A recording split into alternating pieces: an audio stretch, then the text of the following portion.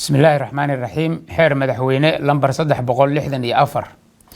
ansixinta 13 kursi ee lagu kordhinayo golaha aqalka sare ee matalaada gobolka Banaadir.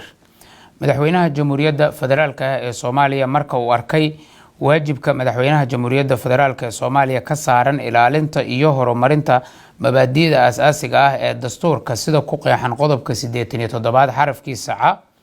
markuu arkay shacabka gobolka Banaadir oo ka cabanaya takoorid lagu sameeyay gobolka Banaadir oo aan wax matalaad ah ku lahayn aqalka sare ee baarlamaankii 10aad, annaga oo ogsoon in dastuurku mamnuucay takooridda iyo sinaan la'aanta.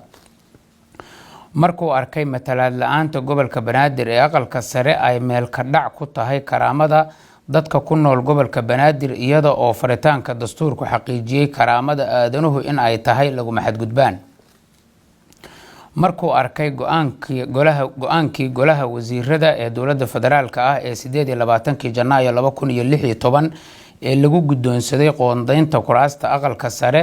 ee looga reebay gobolka Banaadir deegaanada kuraasta loo qoondeeyay uu liddi ku ahaa cutubka 2 ee dastuurka oo qeexaya xuquuqda aasaasiga ah qodobka 10aad gaar ahaan farqada 3aad oo si cad u sheegaysa awoodda dowladda waa in aan marnaba loo isticmaalin meel uga dhicid karaamada aadanaha. Markuu arkay takoorid saameysay qaybo ka mid ah bulshada Soomaaliyeed oo deegaankoodu ku kooban yahay gobolka Banaadir oo sababtay in haba yaraatee matalaad aanay ku yeelan karin aqalka sare, markuu garowsaday in dastuurka qodobkiisa 11aad ku dhiirigelinayo xukuumadda tallaabooyin sinaan buuxda lagu gaarsiinayo dad ama kooxo horey loo takooray, markuu arkay qodobka 22aad ee dastuurka ee ciwaankiisu yahay xaqa ka qaybgalka siyaasadda oo siinaya muwaadiniinta ku nool gobolka Banaadir xaqa in ay wax doortaan lana doorto,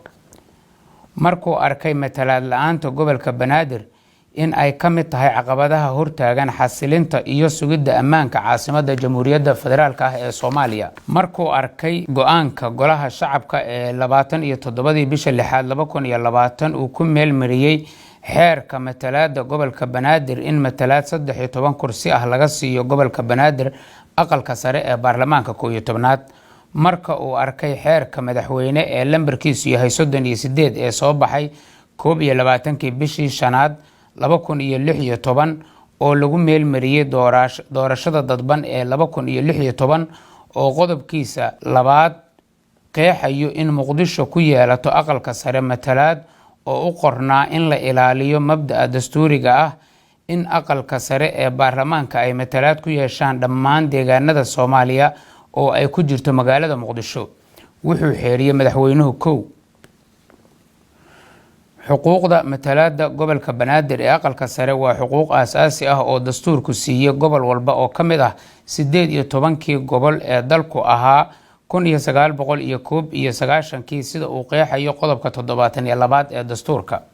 2 si waafaqsan go'aanka golaha shacabka gobolka Banaadir wuxuu ku yeelanayaa aqalka sare ee baarlamaanka 11aad matalaad 13 kursi ah oo ku meel gaar ah inta laga dhamaystirayo dib u eegista dastuurka ku meel gaarka ah.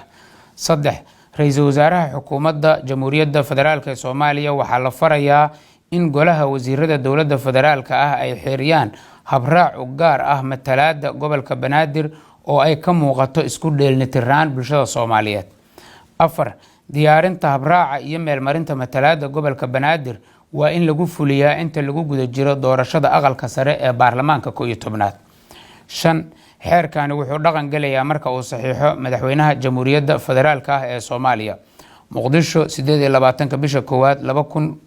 2021 madaxweynaha Jamhuuriyadda Federaalka ah ee Soomaaliya.